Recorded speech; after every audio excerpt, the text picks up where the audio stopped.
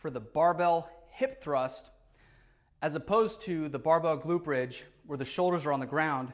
This time we're going to be elevating the shoulders off the ground. A good starting point is something around 14 to 18 inches off the ground.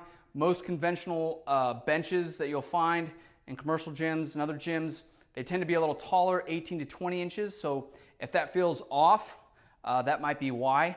I'm using a 16-inch plyo box right here, and I'm using just a really thick bath towel to kind of pad it.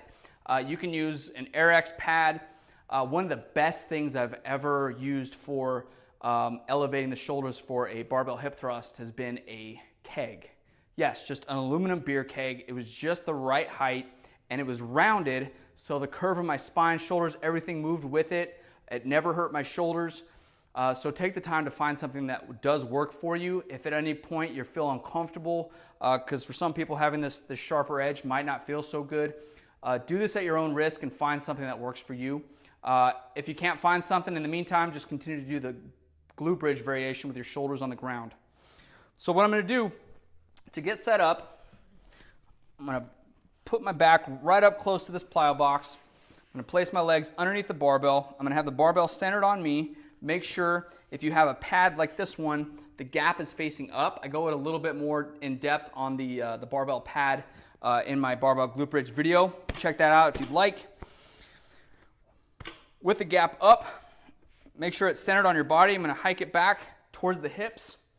From here, I'm going to bring my legs up so my feet are shoulder width apart.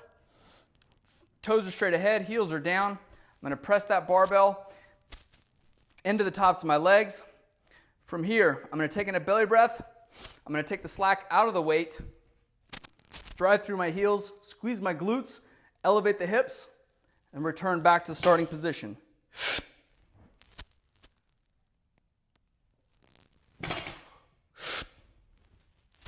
Make sure the hips come high enough so that you have a nice straight tabletop from the shoulders over to the knees.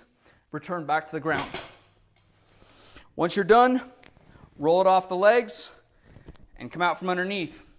If you got some tree trunk legs, feel free to grab a barbell plate or a bumper plate or even some cut up pieces of horse stall mat and stick them underneath the plates to elevate them off the ground to give yourself enough room to get underneath there.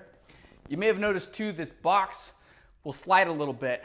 If you're using a box like this, I highly recommend setting up something that doesn't move. So I would still use the box, but maybe butt it up against a wall.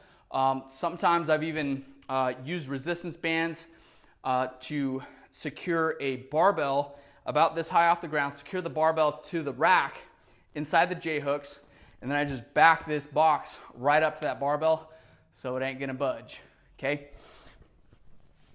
As you're doing the barbell hip thrust, again, find a height for a box that works best for you because you're gonna be putting a lot of weight on it. Make sure you're getting a full range of motion with your repetitions.